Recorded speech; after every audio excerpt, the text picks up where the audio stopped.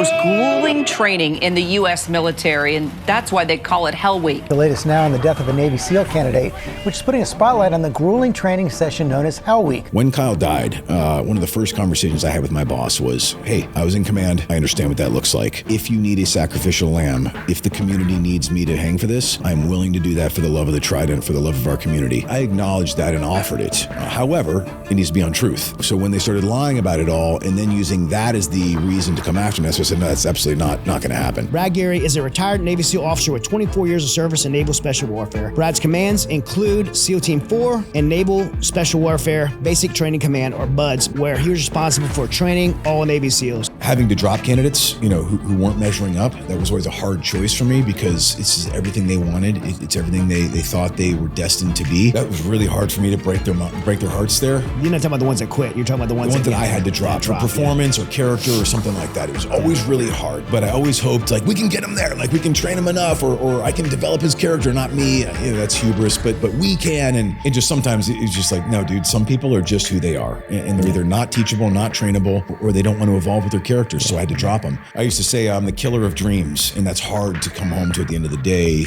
My sister-in-law corrected me, which helped. She put it in perspective. She said, no, you're the killer of self-delusion, and you're protecting the community when you tell those people, hey, I'm sorry, this just isn't for you. Because not everybody can be a Navy SEAL. No, it's we always tell kids, you can be whatever you want to be when you grow up. You can't. I can't be an NBA player. I'm sorry.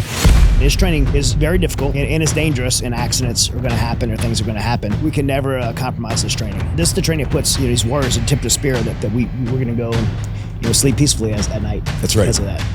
Training for warfare and going to war, there is no more dangerous job out there. And you don't train for war by being totally safe. It involves risk. And in that environment, while we should never accept death as the cost of doing business, we must also somehow reconcile the fact that it is a statistical inevitability. It's going to happen. Just hours after finishing a grueling training, 2 Navy SEAL candidates were rushed to the hospital.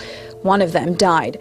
The incident was during Hell Week. It was after Hell Week. So Hell Week was complete. We go through a very rigorous medical process after Hell Week and even through Hell Week. Mandatory every day you're getting screenings here. Multiple physicians looked at him, clear bill of health, talked to him, no issues.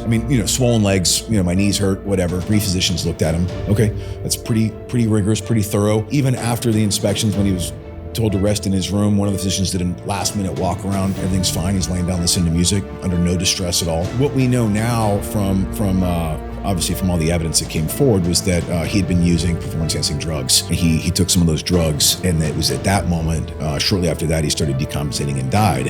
Those watchstanders didn't necessarily, I don't think they knew he took the drugs, but they saw him decompensating, and they asked him multiple times, hey, you want me to call 911? You don't look great. And he denied medical care, I think 3 separate times. And that's really what happened. He was never denied medical care. He actually turned it down. But here's one of the problems I've always had is that when something happens, whether intentional or accidental or just by circumstances, it's going to happen when you're doing the kind of work you're doing. Somebody has to be a sacrificial lamb. Yeah. Someone has to pay. Right. To be clear, let me back up.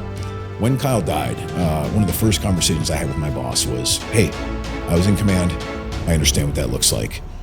If you need a sacrificial lamb, if the community needs me to hang for this, I'm willing to do that for the love of the trident, for the love of our community. So I acknowledged that and offered it.